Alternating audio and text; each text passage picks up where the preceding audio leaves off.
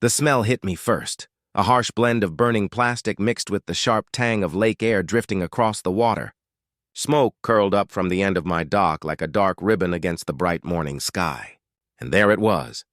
Karen Whitfield's prized possession, her bubblegum pink golf cart, going up in flames.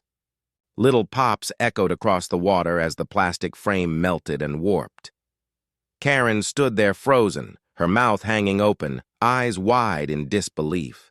Her hands fluttered uselessly before she darted forward, trying to yank the charging cord from my outlet. I didn't move. I just stood on my deck, coffee cup in hand, watching the scene unfold like I'd been waiting for this moment all along. Because, truth be told, I had. I'm Dale Morrison, semi-retired electrician, 3 years into my supposed peaceful life here at Lakeside Estates. I bought this place for the quiet. My house sits right on Crystal Lake, with a private dock that stretches 30 feet out into the water. I wired it myself.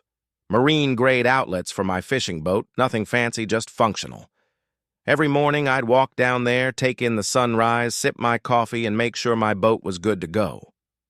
It was my ritual, my peace, at least it was, until one morning something bright orange caught my eye.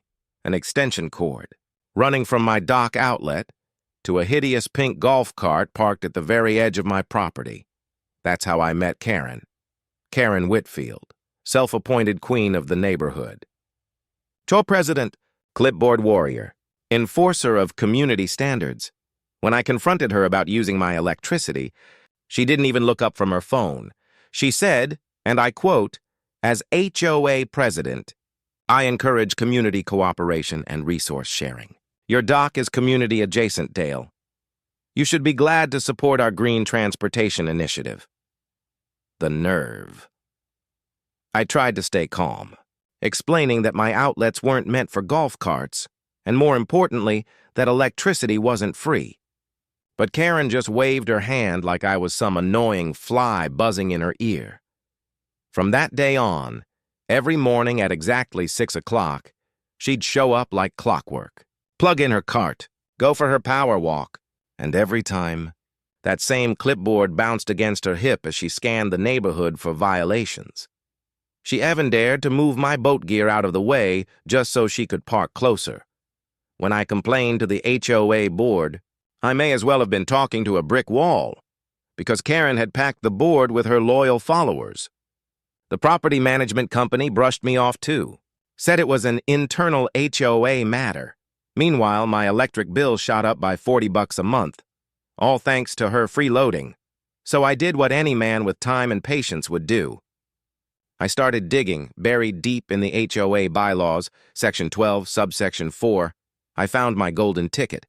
It stated that any golf cart using community or adjacent facilities had to be registered and insured through the HOA. A quick records request later, and bingo. Karen had never registered her cart. The same woman who loved throwing violation notices at everyone else was breaking her own rules. I sent her a certified letter, formally demanding she stop using my dock immediately. Her response? A bright yellow HOA violation slapped on my front door for an unapproved bird feeder. And just like that, it became war. She started showing up earlier, sometimes before dawn, just to plug in her cart. She even locked her charging cable so I couldn't unplug it. When I put up a small fence to block access, she filed a complaint claiming it violated architectural guidelines. The HOA threatened to fine me daily, and, of course, her board buddies backed her up without question. So I started documenting everything. I installed cameras, kept detailed logs, and even looped in my neighbor, Robert Chen, a retired lawyer with a good eye for nonsense. One morning, he caught her red-handed, cutting my boat's shore power line just to make room for her plug. He volunteered to be my witness. Word spread fast. Turns out I wasn't the only one who'd had enough of Karen. The Johnsons came forward first. She'd fined them $500 for leaving their trash bins out 10 minutes past collection. Then Mrs. Turner, an elderly woman, said Karen made her tear down her wheelchair ramp because it wasn't the approved shade of beige. Her power trip had no limits, and now, with her friends joining in, she'd turned my dock into her personal charging station, like my property was just another HOA amenity. But I wasn't done. Not by a long shot. One morning, I stepped outside with my coffee and stopped dead in my tracks. 3 golf carts, 3, all of them hooked up to a tangled mess of orange cords, power strips and adapters snaking across my dock like a live wire nightmare. It looked less like a neighborhood and more like a back alley power station waiting to catch fire. When I confronted Karen, she didn't flinch. She actually smiled, like she was doing me a favor. "Oh, Dale," she said, dripping with fake sweetness. "This is part of my neighborhood green initiative. You should really consider upgrading your electrical panel to handle more carts." That's when I knew she'd officially lost it. But that's also when I remembered something. From my old workbench, my saltwater corrosion testing rig. Back in my industrial days, I used it to simulate ocean spray on electrical components. Perfectly legal, completely labeled, and absolutely devastating to anything not designed for marine use. That weekend, I got to work. I installed a decoy outlet right beside my real one, identical in appearance but wired to the corrosion rig. I even posted clear warnings, "Saline corrosion test in progress. Do not use." Then I gave Karen one final chance. I hand-delivered a notice right to her door, explaining the test equipment, the risks, everything. She read it while I stood there, then crumpled it up and tossed it at my feet. "You're pathetic, Dale," she sneered. "I've already filed another complaint. The HOA will fine you $500. Then, with that smug little smirk, she strutted down my dock, plugged her cart straight into the decoy outlet, and stared right at me as if to say, "Checkmate." The short circuit that followed was spectacular. Sparks flew. Smoke billowed up in a thick, acrid cloud. That awful stench of burning plastic filled the air as the saline solution did exactly what it was designed to do. Karen screamed, yanked the cord, and slipped on the slick dock boards, landing flat on her back with a splash. She wasn't seriously hurt, just drenched, furious, and humiliated. Her precious pink golf cart, though, completely toasted. The motor housing melted, the batteries fried, and those fancy leather seats turned into smoldering ruins. Within minutes, she was on the phone with the police, ranting about sabotage and malicious intent. When the officer arrived, I met him at the end of the driveway with a folder, full of permits, certified letters, warning signs, and security footage. He looked it over, then turned to her and said flatly, "Ma'am, you're lucky he's not pressing charges for utility theft." That was the beginning of the end. At the emergency HOA meeting that followed, Karen tried to rally her loyal board members to take legal action against me. But for once, her charm failed. The room was packed. Angry homeowners, fed-up neighbors, people who'd been bullied by her for years. I laid out everything: the unregistered golf cart, the safety violations, the power theft, the footage.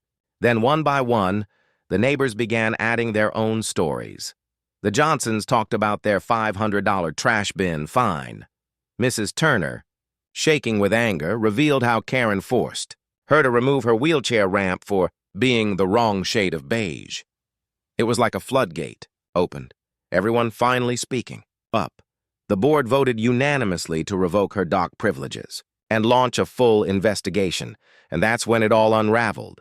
The investigation revealed that Karen had illegally modified her cart's charging system, voiding its insurance and breaking multiple safety codes. The HOA fined her $1,500. The city added another $1,000 for the unauthorized electrical modifications. But the real bombshell came next. The auditors uncovered something far worse: embezzlement. Karen had been siphoning HOA funds for years. Over 12 grand quietly funneled into her personal account, spent on maintenance materials that turned out to be golf cart parts, chargers, and the same cords she'd been using to steal my power. The HOA immediately filed criminal charges. The district attorney's office got involved. By the time the case hit court, the list of offenses was staggering: embezzlement, theft of utilities, and fraud. And as if that wasn't enough, investigators discovered she'd been abusing her real estate license, using MLS access to dig up personal info on neighbors she wanted to target. The courtroom heard it all. Fake fines, intimidation tactics, and over $30,000 stolen under the guise of community upkeep. She'd even threatened a disabled veteran for having a service dog. When the verdict came down, Karen looked small for the first time. The judge didn't hold back. He called her a disgrace, said she'd betrayed the trust of every homeowner she was supposed to protect. Then he handed down the sentence, 3 to 5 years in state prison. Karen broke down, sobbing as the bailiffs cuffed her. Her last words echoed through the courtroom, a shrieked promise to sue the entire neighborhood for defamation, but no one flinched. When that door closed behind her, the air in the room felt lighter. The reign of Karen Whitfield was finally over. Now my dock is quiet again. Just me, the lake, the sunrise, and not a single pink golf cart in sight. If you enjoyed watching Karen's downfall and want more stories of neighborhood drama, DIY Payback and Justice Served Cold, go ahead and like this video and subscribe. Because trust me, you won't want to miss what's coming next.